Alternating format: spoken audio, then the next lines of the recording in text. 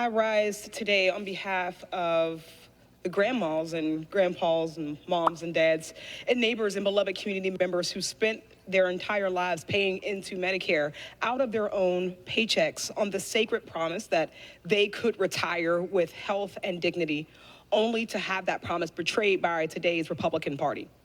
I stand here on behalf of our aging parents and sons and daughters fighting mental illness, loved ones who are cancer patients and stroke survivors, workers injured on the job, orphan children, and siblings with disabilities whose access to food, shelter, medicine, and dignified retirement depends on Social Security that Republicans are hell-bent on tearing away.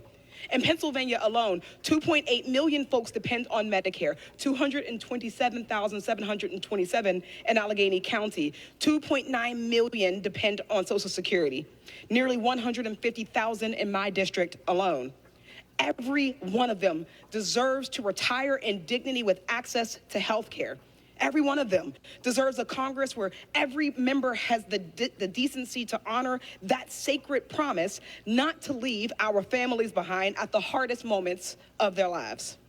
And the reality is that just about every American agrees, no matter where we come from, how we vote, or what our skin color is, we all deserve those things.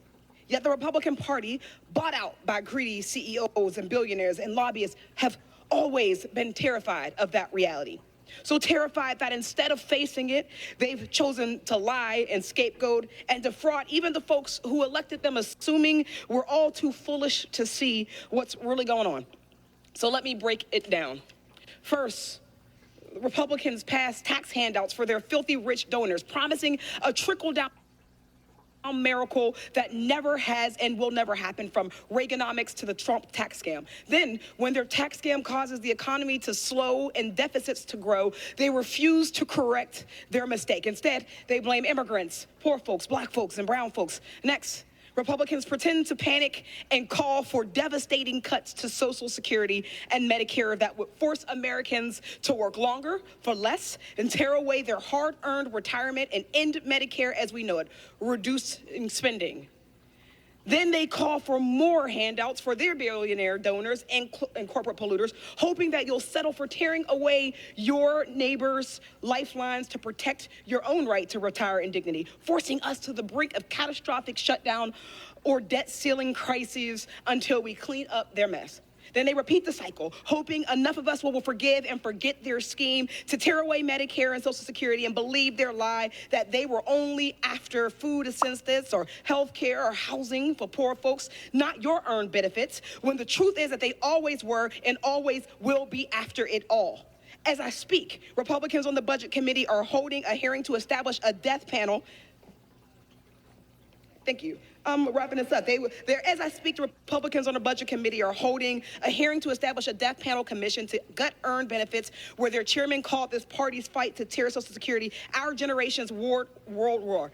At a time when the majority of Pennsylvanians say they struggle to afford health care and half are delaying getting the Medicare they need because they can't afford it, we as Democrats have an obligation to fight not only Social Security, to protect Social Security and Medicare, but to expand them.